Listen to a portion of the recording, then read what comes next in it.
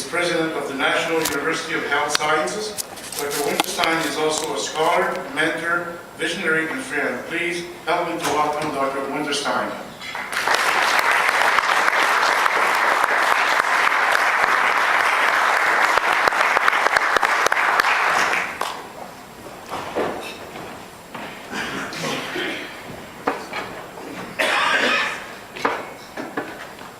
Good morning, ladies and gentlemen. Good morning. Can you hear me? Yes, sir.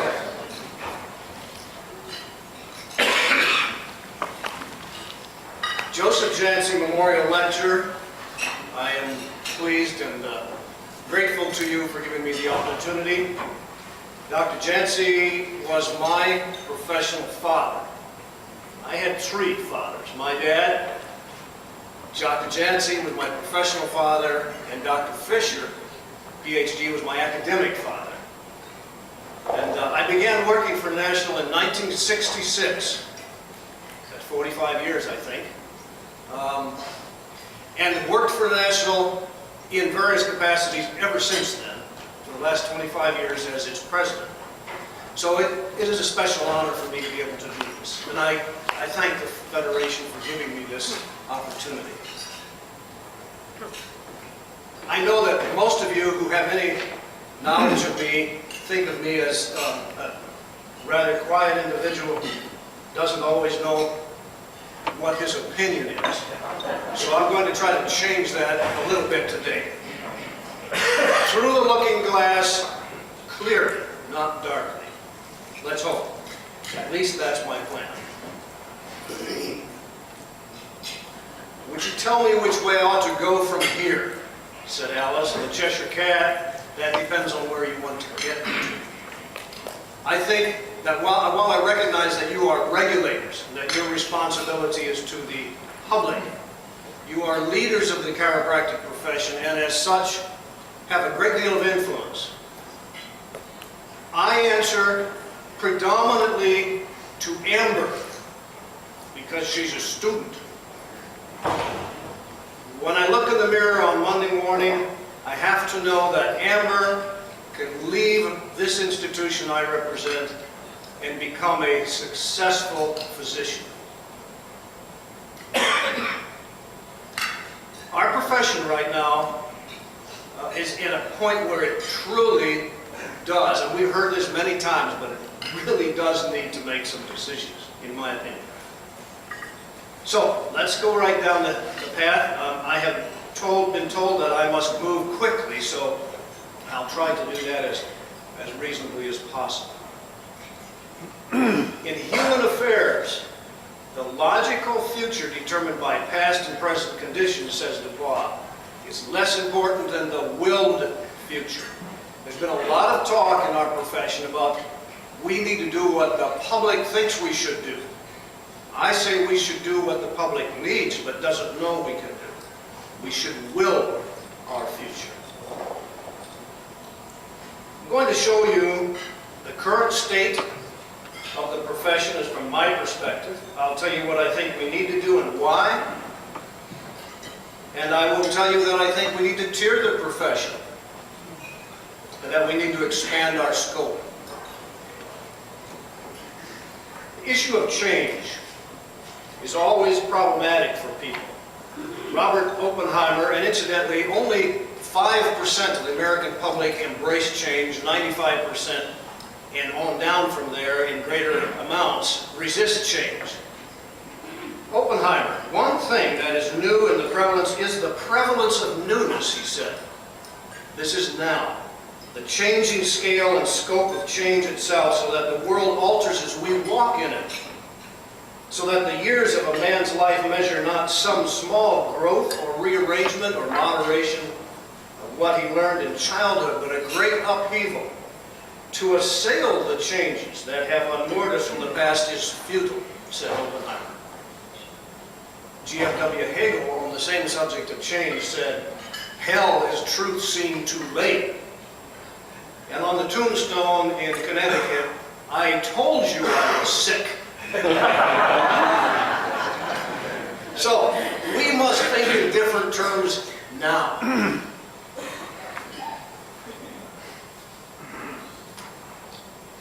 Former Governor Lamb of Colorado. I listened to him one time, and his whole speech was on thinking in different terms. And you know he was controversial because he was one of those people that espoused that we need to think about things differently. Took a lot of flack for it, and he probably may have deserved it, but I think he hit the point right on the head. We can't remain static.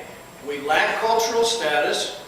We're not reimbursed properly. I was just talking to a good friend here this morning, and a lot of the conversation had to do with that issue. We still only treat 7 to 8% of the population, and we remain severely divided. Our primary tenets as a profession, notice I'm not using the word philosophy, it's been misused so often in our profession to mean what we believe is true. And instead of using the meaning as it should be used, philosophy is the search for and the love of wisdom. We use it to represent our so-called tenets, which are rooted in dogma. I'm going to say that again, they're dogmatic, because what we've done is taken what we believe to be true and made it the truth without the evidence that is necessary to support it. Charles Peirce, a relatively modern day philosopher, in his search for wisdom talked about epistemology. Epistemology is the study, is one of the 5 pillars of philosophy, and it is the study of how do we know that what we believe is true really is true. And he said there are 4 ways of knowing. The method of tenacity. If this sounds like our profession, there's a reason for it.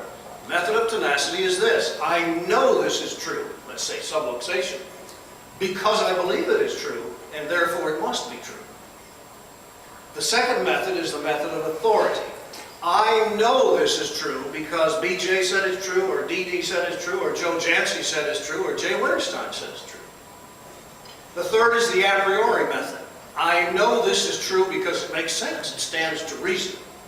And the fourth is the method of science. I know this is true because there has been objective study outside of my ability to influence that tells me it's true. Now, where are we as a profession in that little paradigm of truth? We reside at number 1 and number 2 almost exclusively.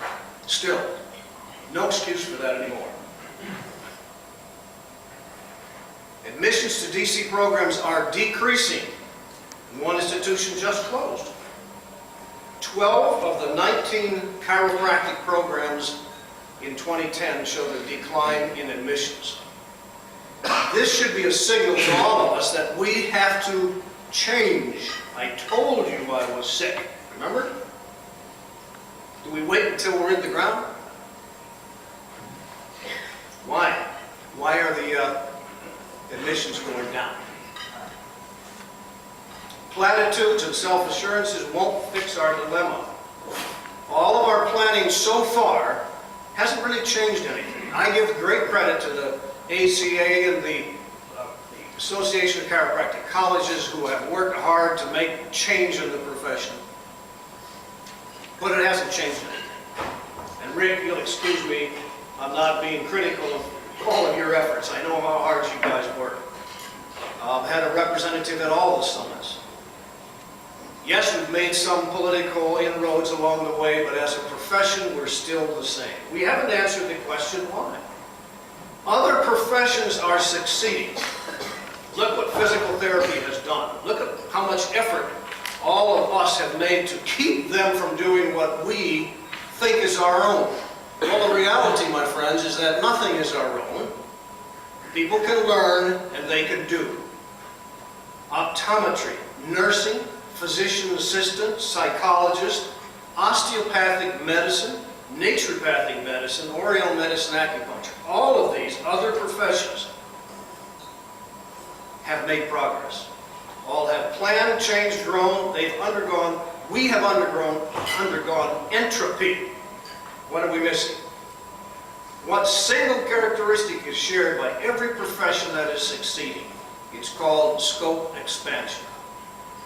Amber needs to be able to make a living. Yes, People get out of school and make a living today, but there's too much scamming going on. And we're here to serve the public. Expansion of education, academic rigor, entrance GPA, science-based tenets. That's where we need to go, in my opinion. Just for your information, Nationals has required the baccalaureate since 1999 for admission into its institution. Next year, the entrance GPA goes to 2.75. When we were having the Higher Learning Commission do its site visit in Florida at our new program there, Neil Hallstatt, who was the head of the site team, a PhD, and I met privately. He said, Jim, I know about your profession, and I know where National is in terms of chiropractic education, and you'll forgive me if I boast a little here. But he said, you're leading the pack. Now take the next step and go with a GPA that is equivalent to what all of the graduate schools require. And we have. And everybody needs to. That's academic rigor. It has to happen. If you go and try to apply in a PA school and you don't have a 3.0, you're not going to get in. It's a PA school. In the late 60s, when they started out as Army medics, which is what I was at one time, and they decided they ought to be able to do something in civilian life, they started the PA school. It was 2 years after high school. Today it's a master's degree. What is the rate of clinical utilization of chiropractic medicine? 43 years ago, when I graduated, it was 6%. Today, it's 7 or 8%. Reimbursement, when I graduated, was virtually none from third parties. Boy, were those the good old days. Today, we're headed in the same direction, back down to those so-called good old days. They don't work anymore because everybody's into third party today. Are we avoiding the real tough questions? Well, one of the tough ones, I think, is subluxation. And I heard there were some buttons here. And I'm going to give you my perspective on this. It has to go. Now, I realize Medicare, that's okay. We have to do what we have to do with Medicare, but we need to change the statute. At some point, we have to work in that direction. Because we don't have evidence of its science-based reality. Charles Peirce would say subluxation is based in tenacity. I know it's true because I believe it to be, because I adjust people and they get better. That doesn't mean that subluxation had anything to do with it at all. It simply means that when we manipulated the spine or adjusted the spine, there was a response. We talk about the dominance of the nervous system. Is it an accurate concept? And finally, our professional ethics. How strong are they? In terms of the subluxation, you know, that was part of the ACC paradigm. I want to say to you all, so everybody hears it from this lecture, I rescinded my name from that paradigm long ago. That was designed initially to be an effort on the part of the educational institutions to come together. But it was to be a beginning, not an end. Unfortunately, people picked it up and made it the total. And it left us with a lot of issues that we can't resolve because there's no evidence to resolve. So I took my name off of it, just so every one of you knows that. Sub, under, or less than luxation, a dislocation. This bone is slightly out of place. No, it's not. We don't have that evidence. If you could tell me that there is evidence, I'd like to see it. Is it a necessary construct? We say that without that, we're nothing. I don't agree with that at all. We'll see in a minute. Is it a damaging construct? Well, let's take a look at the Canadian study done in chiropractic business in fall of 2000. They did a survey of the public and they said, what do you think about subluxation? You know what the public said to the Canadian people?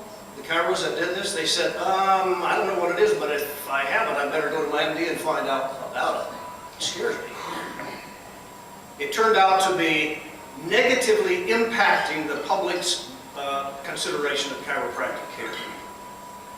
We like to avoid those kinds of surveys because they aren't what we want to hear. Dominance of the nervous system. Is the nervous system dominant? We always say The body is completely controlled by the nervous system. Everything that happens, and look at the websites of the chiros, and you'll see it on almost all of them. Is it true?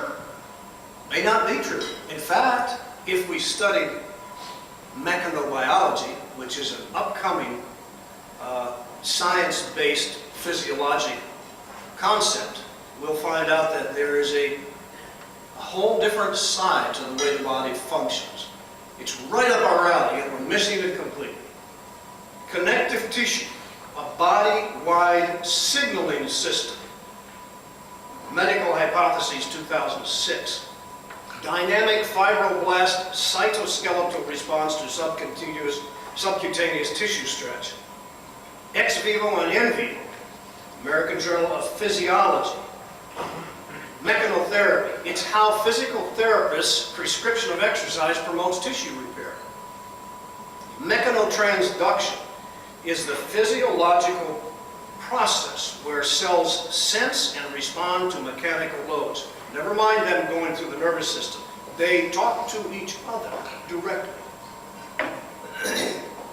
From the article on mechanotransduction just cited, this remarkable, ubiquitous, non-neural physiological process, the process by which cells convert mechanical stimuli, and you see adjusting and manipulation here, into biochemical responses.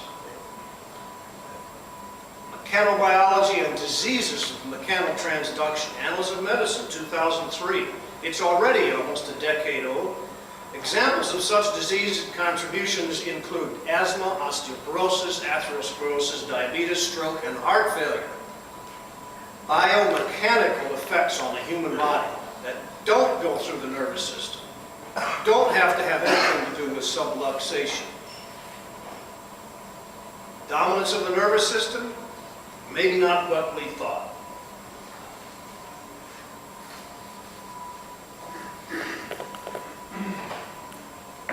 You know, professional ethics. How does the public see us? Time after time, article after article. Just last week, big article, was it the week before, Los Angeles Times on back pain. Not one mention of our profession. Every other profession, not ours. Why is that? We complain that we've been discriminated against, and I know that. I was your expert witness in the '87 Wilk trial, which you probably don't know. So that's close to my heart. I realize that we were discriminated against. But you know, sometimes you have to grow up, quit whining, and get on with the process. We're a profession, or we claim to be. A profession has certain qualities. And it's time for us, as a profession, to become, or as a desired profession, to become one, to become a healthcare discipline. We have practice builders, patient scammers. We have ads in our professional newspapers that would make most people gag. And yet, we do it every day. We see it every day and we don't do anything about it. I go to conventions, and I'm just glad we're not a bunch of proctologists, because what would we be doing at all those tables? That we see chiros adjusting each other? You know, even if you were a proctologist, we'd have a bunch of people with their butts in the air. We don't act like a profession most of the time, or much of the time. If the adjustment is so valuable and so significant, why do we treat it as if it is a convention thing we can do on anybody? And then we go there and we see people sitting with their feet in brown water, taking the toxins out, and all that stuff. It's no wonder the public thinks poorly of us. Dynamic chiropractic, Gallup poll, ethics and honesty.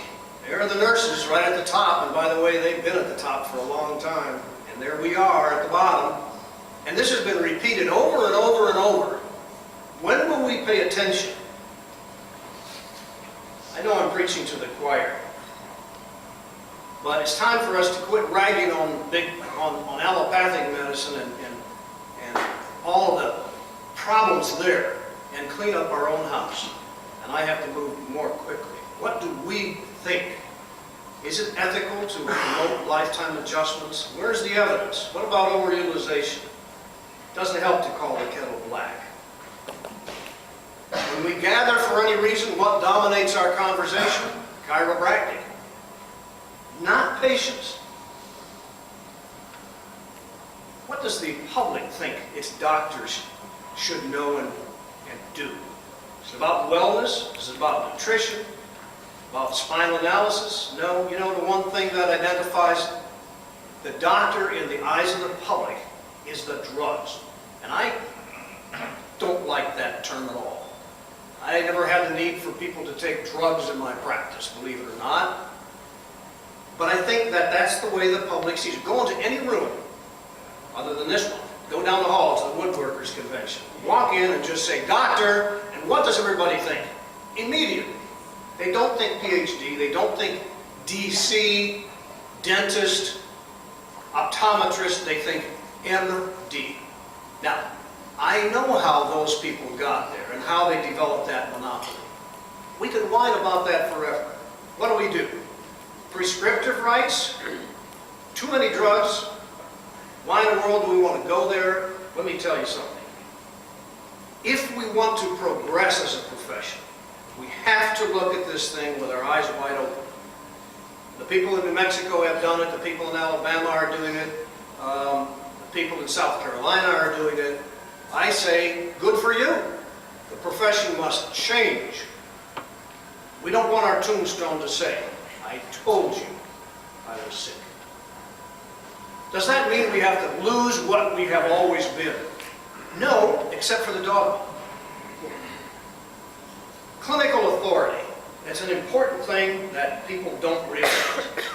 I believe that when it comes to drug therapy, on the average, I'm not talking about the advanced drugs, chemotherapy, all that kind of thing, but the thing that people take every day. Rick, I'd rather have you be controlling that, because you're going to think about it in a different way than the MD does. Now we say, if we go that way, we'll go the way of the osteopath. Hey, that wouldn't be all bad. There's 70,000 of them. Did you know that? You know, when I was in school, there were like 20,000. Less than that, 13,000. There are 70,000 DOs today. Yes, we say they become like the MDs. They have not given up their osteopathic heritage. And they don't intend to. But they're in a position to do it without interference.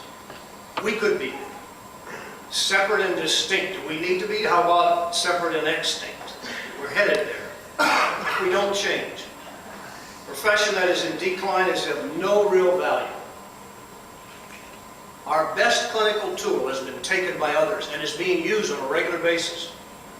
What do we got left? Well, I can tell you what we have left. It's how we think about health and disease. That's what we are. We're people who think conservatively. If Rick was in a position to prescribe some basic medications, antihypertensives, some antibiotics, yes, some analgesics, and a few other things, armor, thyroid, and some other things like that, I would much rather go to him because I know he's not going to give me 5, 6 medications right off the bat. But when the patient comes into his office and is on 5 or 6 medications, and he recognizes that there are contraindications going on, adverse reactions and interactions, he has no authority to take them off of the drug. You can't take somebody off of something that you don't have the authority to give them in the first place. So what do we do as DCs? We say, oh boy, I see this person is taking 3 different antihypertensives. I think that it would be better if they were taking 1 at the most, and I could do something with their lives. You know what, Mrs. Jones, maybe if you were my monitor, I might suggest that you consider not taking, you're in trouble right there, aren't you? Not if you had prescriptive rights. Regardless of the current rhetoric, the system still thinks primarily about the treatment of disease, just the way it is. We, as a profession, need to think about optimal health, which doesn't come from a pill, a can, or a bag, nor from an adjustment. Putting somebody on an adjustment a month for the rest of their life, there is no evidence. Now, I know what you're going to say, because I'm the same way. I raised my kids that way, because it worked fine, but we still don't have the evidence. To just say it works is not the answer, and we know that. It has gotten us nowhere. We still treat 7 to 8% of the population. Think in different terms, and the different terms should be optimal health. Promotion of exercise, excellent knowledge of nutrition, not just selling supplements. You need to know about these things. Stress reduction techniques, and it should be spelled a little differently. Mechanotransduction.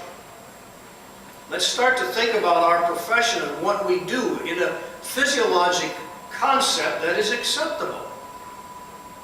Teaching people how to avoid and quit unhealthy habits. Teaching people not to be obese, not through fad diets, but how they should eat so that they aren't obese.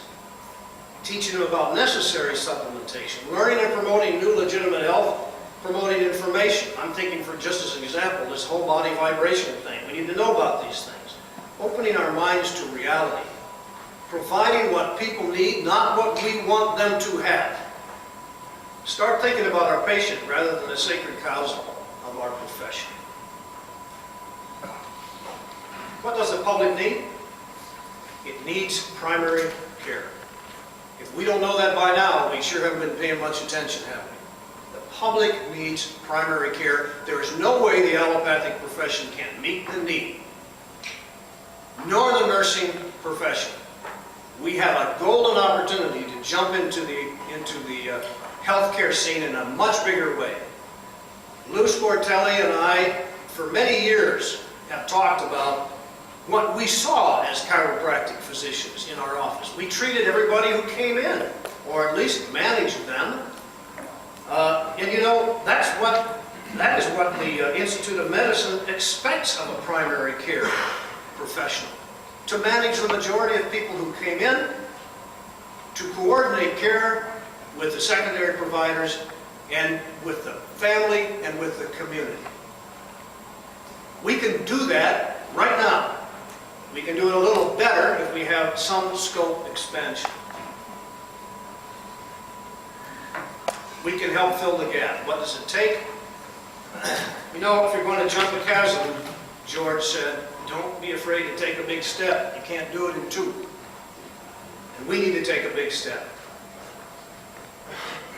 Expanded education to include residencies, divesting ourselves of the old dogma, use of all the tools we have now, and use of a limited prescriptive formulary, I think, are the tools we need to get where we should be in the near future. Jump the chasm. Recognize the right of some to move ahead. I always hear this. Well, does that mean you're better than me? Well, I don't know. I'm a diplomate in radiology. Does that mean I'm better? It means I know something that you probably don't know, which is why some of you refer to your x-rays to me to be read. That's okay. We've been there for years. The tiered profession, we've always had a tiered profession. Dr. Janse was the one who said, legislate as broadly as possible so you can practice as narrowly as you wish. Fine. Some people are going to be unhappy with it. That's okay. Let's promote primary care. And if I don't get finished here in another little bit, Donna's going to come and hit me with her boot that she's got on there. Not primary care of the spine. There is no such thing. Primary care is primary care. Recognize it for what it is, and I just told you what the Institute of Medicine says. Those who wish to specialize in spine care, great, go do that. What would it take to make us different? Conservative care, it's all about how we think. As regulators, you should be willing to take a look at your statutes. Many are outdated. Many are based on the dogma of subluxation. Choices are ours. We can stick to the old ways and die within 20 years. Or take some bold steps into the future. Whatever you can do, or dream you can do it with, do it. Boldness has genius, power, and magic in it. Begin it now. And in closing, you know, Dr. Janse always liked to misquote Kipling. And in his poem, Rudyard Kipling's poem, Stranger at My Gate, there's a little section. It wasn't exactly the way Dr. Janse said it, but he used it so well. He said, here's to the men and women of my own breed. Good or big or bad as they might be, at least they hear the things I hear and see the things I see. And that's what I say to you today. Thank you.